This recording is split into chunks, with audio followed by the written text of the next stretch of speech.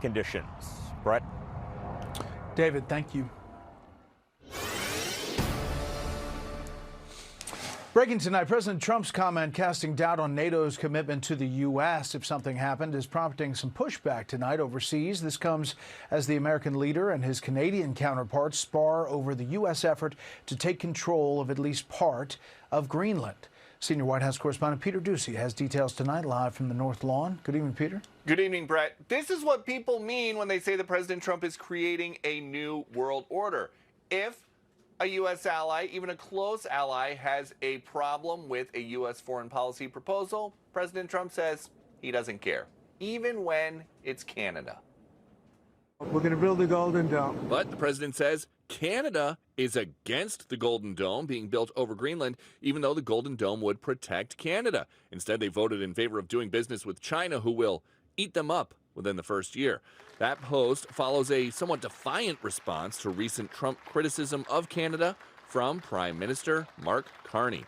But Canada doesn't live because of the United States. Canada thrives because we are Canadian. The commander-in-chief isn't just calling out Canada. The North Atlantic Treaty Organization, NATO, also on notice. And I know that we would have been there, or we would be there. You know, they'll say they sent some troops to Afghanistan or this or that. And they did. They stayed a little back, a little off the front lines. Democratic critics scoff at the president's claim. He knows better. Denmark sacrificed more people per capita in Afghanistan after 9/11 than we did.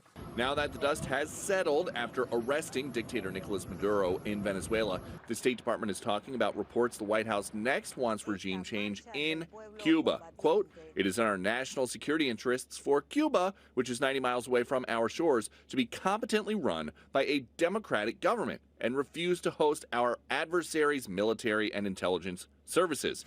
The most vexing foreign policy issue for this president in his second term, ending the war in Ukraine, which will require Russia to make concessions. And they'll make concessions. Everybody's making concessions to get it done. A White House official says today's trilateral meeting in Abu Dhabi between the United States, Ukraine, and Russia was productive. Conversations will continue tomorrow. Anytime we meet, it's good. If you don't meet, nothing's going to happen. President Trump says there have been times when Putin wanted a deal and there have been times when Zelensky didn't want a deal. Now he thinks that both men want to make a deal, and he has got Steve Witkoff and Jared Kushner overseas trying to figure out what that's going to take. Brett. Peter Doocy live on the North Lawn. Peter, thanks. Please join